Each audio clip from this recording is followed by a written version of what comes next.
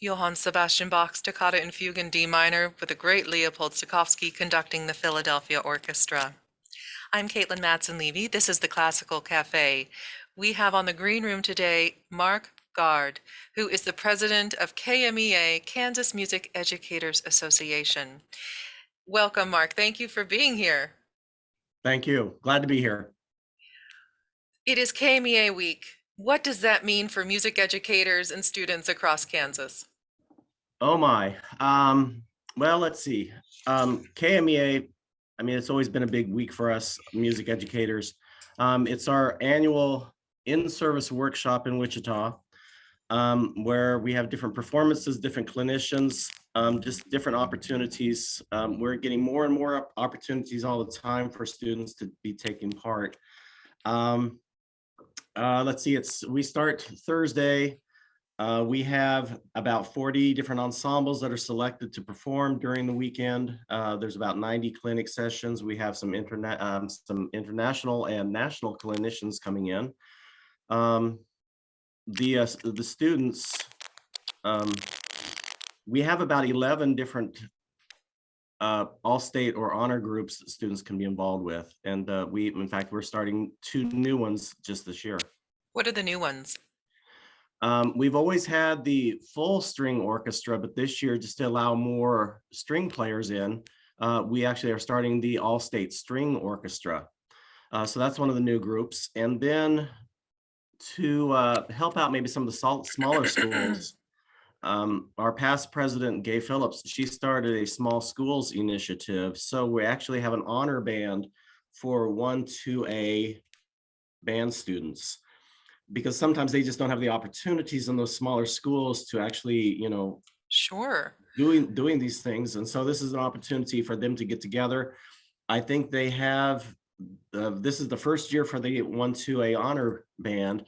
And I think it's around 80-90 members.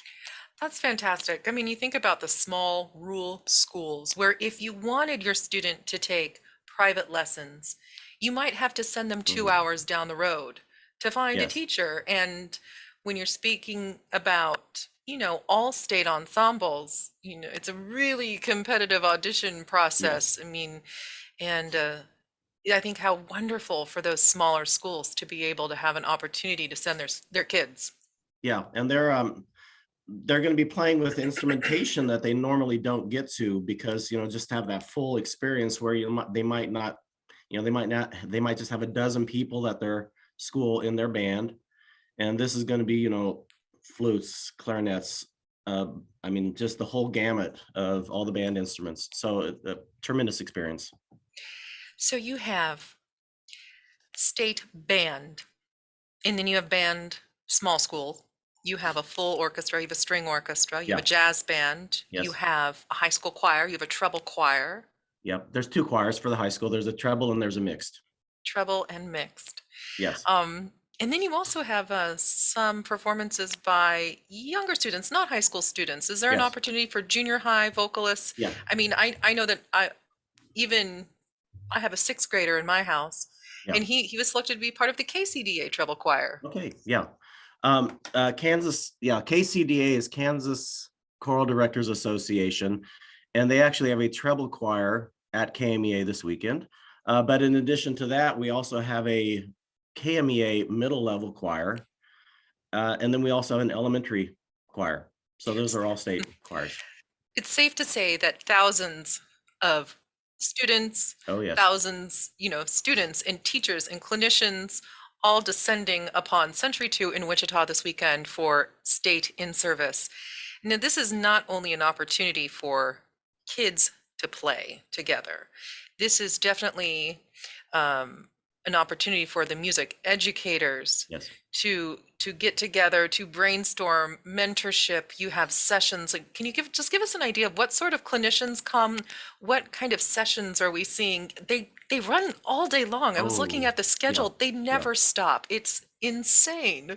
Yeah. Yeah, and as president, I get to put all that together. So that's it's a big jigsaw puzzle.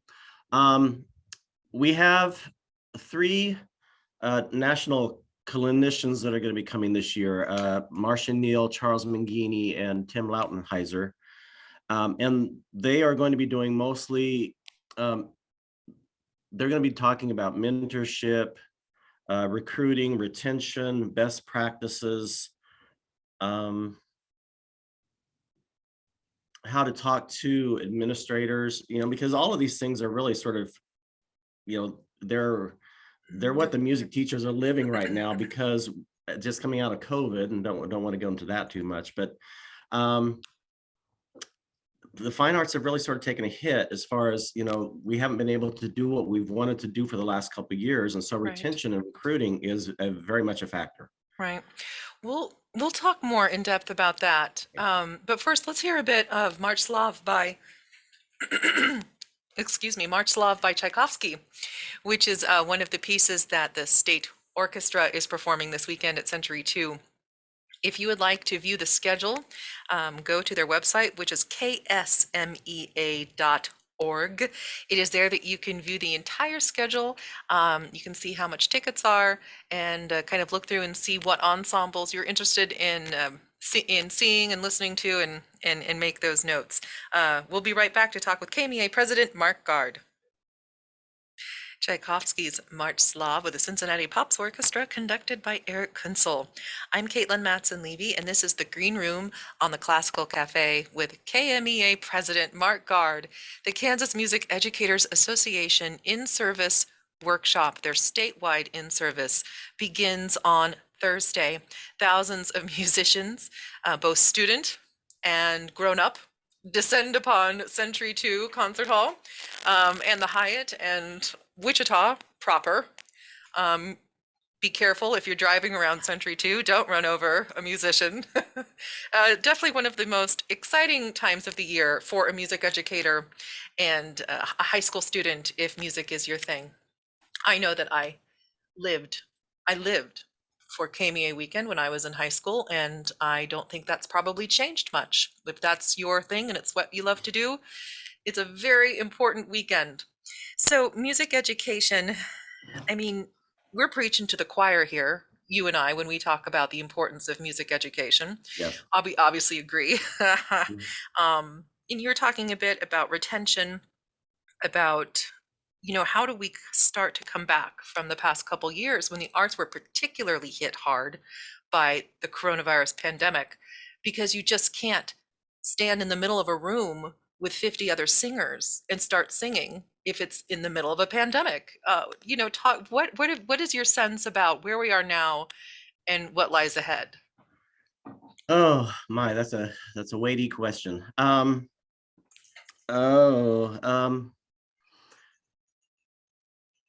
think it probably depends on the community that you're in, exactly how quickly you're going to rebound. But and I think we've had sort of a couple of years of students that have missed out on opportunities and that have chosen to maybe do some other things. Because when they couldn't be performing, they couldn't be with their friends like they had been in the past. I know I've had some colleagues who had seniors who graduated early just because they weren't able to do those performances. They weren't able to go to music festival. They weren't able to go on music trips. So I think we lost a couple years with students, and I think we will rebound as far as, but it's just that even the younger students have gotten out of the habit of just, what do we do? So it's just a matter of retraining them and just saying, this is these are the opportunities that you have. So it is going to be a lot of advocacy for the music teachers to just go out there and grab the students and let them know that the opportunities that they do have, it's lifelong.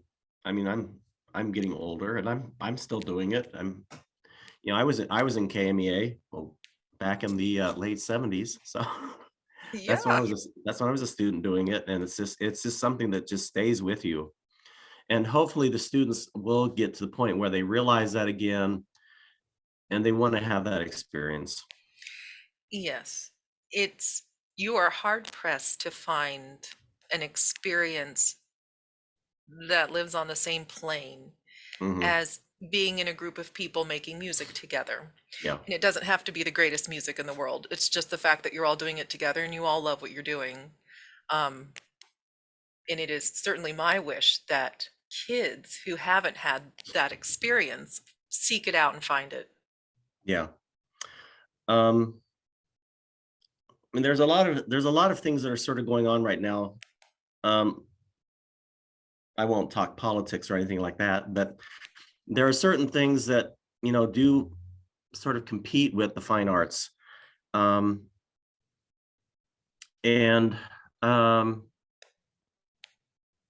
I just lost my train of thought. We're talking about advocacy, advocate for the arts in your schools. If you're a parent, advocate. If you're a community member, make sure that it's supported financially.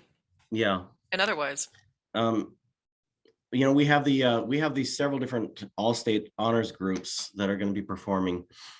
And one of the statements that I've already written into the speech that I'm going to be doing is that, I think more so, I remember where I was going with that, more so than anything else right now is that I think the kids need fine arts.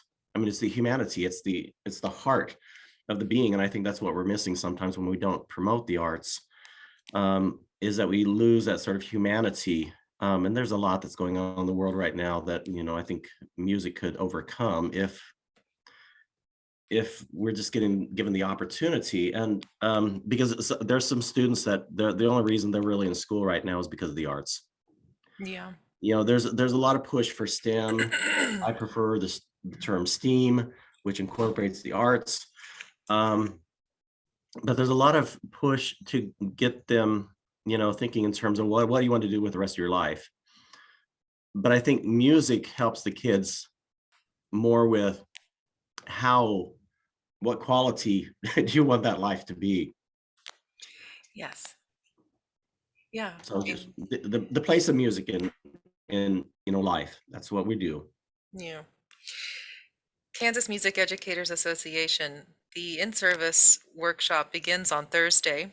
Performances begin Thursday as well. And these are performances, high schools, colleges, performing groups from around the state of Kansas. They send in an audition tape and then they are selected and, they travel to Wichita and they perform for anybody who wants to hear them. So if that's something that you're interested in, you can find a full schedule at ksmea.org, Kansas Music Educators Association.